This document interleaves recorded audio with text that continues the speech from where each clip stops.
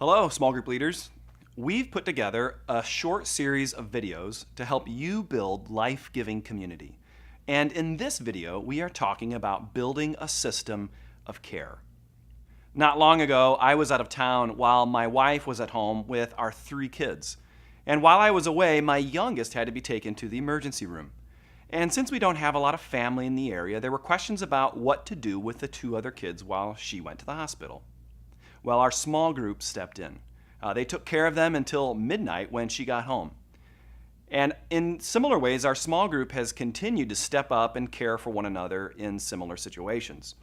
And the other night, we were hanging out with some of the people in our group, and my oldest son was sitting there, and he said, "It seems like whenever someone in our group is in a jam, we help each other out." Well, the adults all looked at each other and grinned, and one of my friends said, "That's exactly the way it's supposed to work." As a director of adult ministry, I've seen groups take care of each other when a family goes through a death, when a new baby is born, at the loss of a job, and many more in between.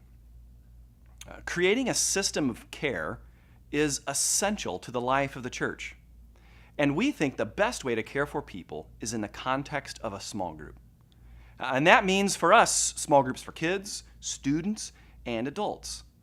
Because one person cannot care for an entire community alone. There's a story in the Bible about Moses, who was so overworked trying to care for the needs of the nation of Israel that he was wearing himself out because the demands were so many.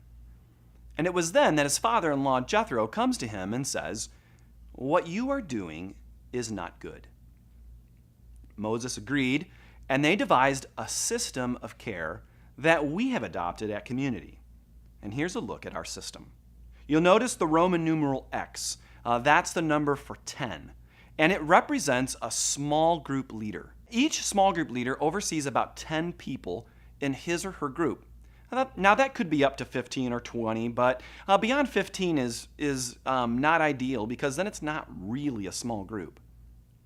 The L, the Roman numeral for 50, stands for a coach. And a coach can oversee up to 5 leaders, with each leader overseeing about 10 group members. So really, a coach oversees about 50 people. Amber is one of the coaches in our women's ministry. And she cares for leaders by checking in with them before the group starts in the fall. She makes sure that they have everything they need for a successful kickoff. And she may also visit those small groups so that she has context for when she discusses the group with her leaders. In addition to that, she has a one-on-one with her leaders to discuss the group and to go through the coaching handbook questions. She continues to check in throughout the small group term, and her leaders know they can text, email, or call her at any time if they have questions or concerns about their group. And, of course, she prays for them. The D is a staff person. A staff person oversees 5 or more coaches. And all of our small group directors, they meet with coaches who are overseeing up to 5 group leaders. As small group directors, we meet with our coaches monthly to strategize, to discuss any questions or concerns that they may have, and of course, we pray for them. Now, a staff person cares well for coaches, so that coaches will care well for leaders, so that leaders will care well for group members, most of whom are a part of our church at our various locations. And we see that as mission critical. Okay, so you might be sitting there thinking, well, that's great, but what does it look like on the ground to care for one another within this structure? Well, we do that primarily through one-on-ones. A one-on-one is an hour-long relational time for leaders to connect with one another. And that one-on-one is facilitated by asking 6 coaching questions. The first question is, how are you? Number 2, where are you winning? Number 3, what challenges are you facing? Number 4, what will you do about them? And number 5, how can I help you?